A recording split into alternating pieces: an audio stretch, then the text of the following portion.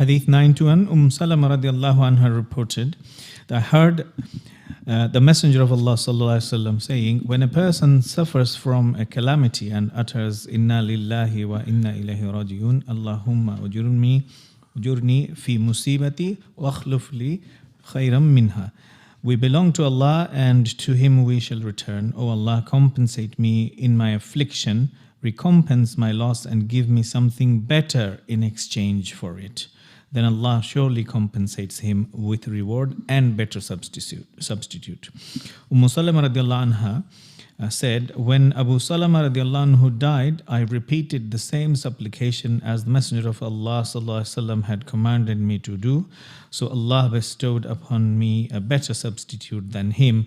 I was married to Muhammad, the Messenger of Allah sallallahu alaihi wasallam. Muslim. So when the person has a death in his family, somebody who's close, what you need to do is, number one, to praise Allah, alhamdulillah.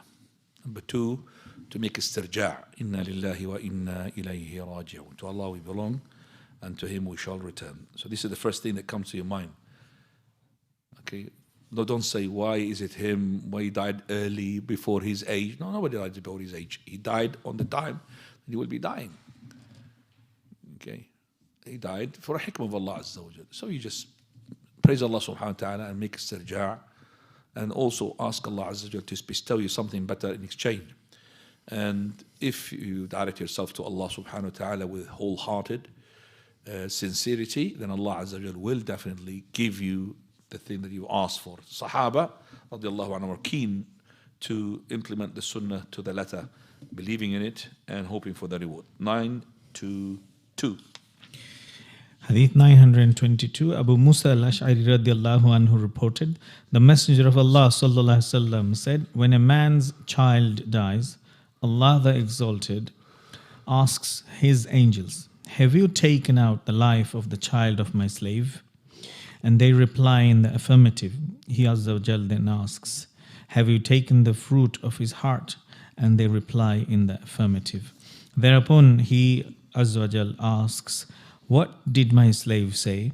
They say, he praised you and said, Inna lillahi wa inna ilayhi rajiun.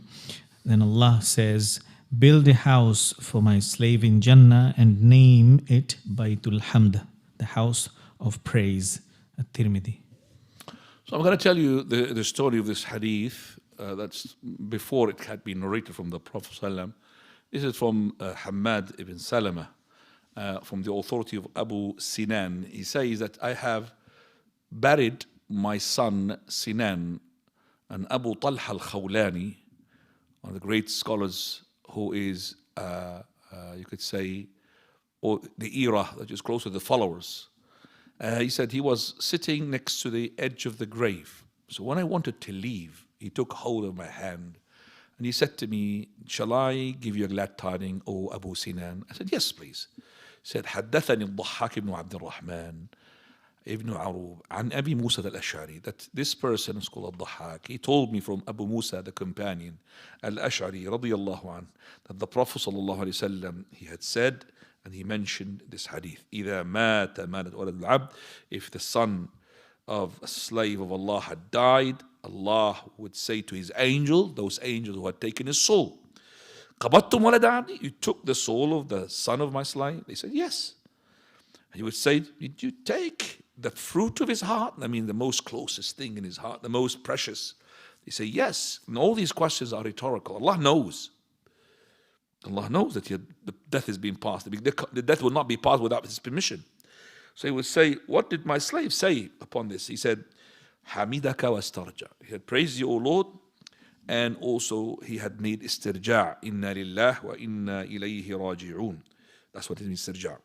So Allah Azza wa Jalla say, Ibnu li'abdi baytan fil jannah, build for my slave a house in paradise, wasammuhu bayt al-hamd, and call it the house of al-hamd. From this hadith we learn Allah subhanahu wa ta'ala, He honors His slaves by asking about their situation and what happened to them. Allah is honoring them. When He asks the angels, He's honoring the slaves, and He knows what happened to the slave. But this is to honor them before the angel, that Allah is concerned for his slaves before his angels. He's asking, what did you do to the... And he knows, it's with his permission.